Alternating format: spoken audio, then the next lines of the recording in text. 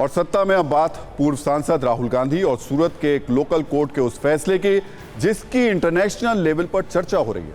पिछले गुरुवार यानी आज से ठीक एक हफ्ते पहले सूरत की एक स्थानीय अदालत ने एक समुदाय के अपमान के मामले में राहुल गांधी को 2 साल की सजा सुनाई थी, जिसके बाद शुरू हुआ राजनीतिक रण लोकल नेशनल के बाद अब ग्लोबल हो गया है। पिछले 24 घंटों में राहुल गांधी से जुड़ी खबरों में कई अपडेट हैं, जिसे समय रूप में देखने, समग्र रूप से और तसल्ली से समझने की जरूरत है।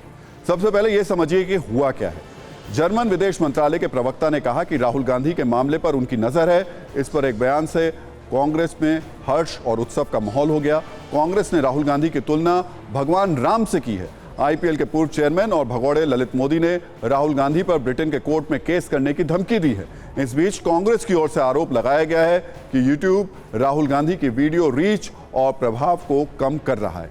इन चारों मुद्दों पर सत्ता की कुंजी एकदम तैयार है। एक एक करके इस पर बात कर लेते हैं। राहुल गांधी की सजा और संसद से सदस्यता जाने का मामला ग्लोबल बनता जा रहा है और इससे कांग्रेस पर, सरकार पर हमला भी कर रही है। इसे लेकर ज्यादा नुकीला और इसको लेकर धारदार भी हो रही है।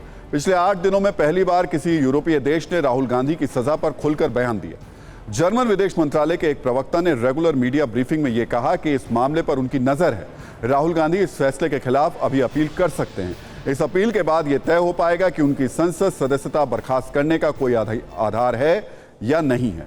जर्मनी की ओर से यह भी कहा गया कि वो उम्मीद करते हैं कि राहुल गांधी पर कार्रवाई करते समय न्यायिक स्वतंत्रता के मानक और मौलिक लोकतांत्रिक सिद्धांत के अधिकारों को ध्यान रखा जाएगा। वैसे तो भारतीय कानून व्यवस्था और संसदीय लोकतंत्र पर जर्मनी की सीधी घुसपैठ की कोशिश है, लेकिन कांग्रेस को यह बयान बहुत मीठा लग रहा है।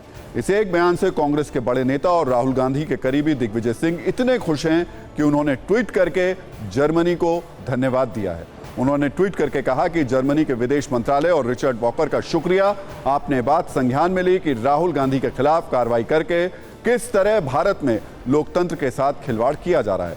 दिग्विजय सिंह ने कथित रूप से भारतीय लोकतंत्र के साथ हो रहे खिलवाड़ के लिए सुबह सुबह 7:48 पर धन्यवाद दिया। तो इसके कुछ ही देर बाद कानून मंत्री किरण रिजिजू ने एक ट्वीट करके कहा कि भारत के आंतरिक मामलों में हस्तक्षेप और भारतीय शक्तियों को आमंत्रित करने के लिए राहुल गांधी को धन्यवाद। याद रखें, भारतीय न्यायपालिका विदेशी हस्तक्षेप से प्रभावित नहीं हो सकती। भारत अब विदेशी प्रभाव को बर्दाश्त नहीं करेगा क्योंकि हमारे प्रधानमंत्री नरेंद्र मोदी हैं। यानी राहुल गांधी की सजा और सदस्यता पर कल तक भले ही देश में बहस हो रही थी, पर अब ये बहस ग्लोबल हो चुकी है। भारत की लोकतांत्रिक व्यवस्था में दूसरे देश की सरकार के बयान और उस पर हो रही राजनीति पर हमारी टीम ने एक छोटी सी रील तैयार की है। पहले आप ये देख लीजिए, आगे हम सत्ता की बाकी कुंजियां खोलेंगे।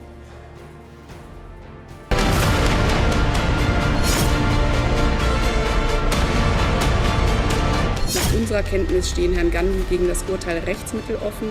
Dann wird sich zeigen, ob dieses Urteil Bestand hat und ob die Voraussetzung für die Suspendierung des Mandats überhaupt gegeben ist. Wir erwarten, dass die Standards in Bezug auf die Unabhängigkeit der Justiz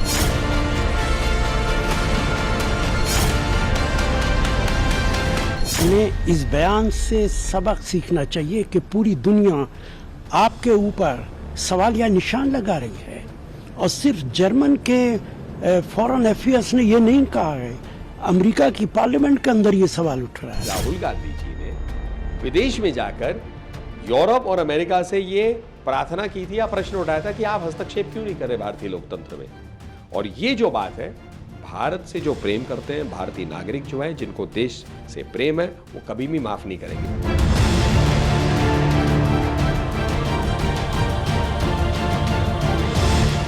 In that statement of the German spokesperson, 2 terms are very important: principles of democracy and independence of judiciary.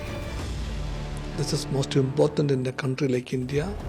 मुझे लगता है ये विदेशी लोगों को ज्ञान का अभाव है।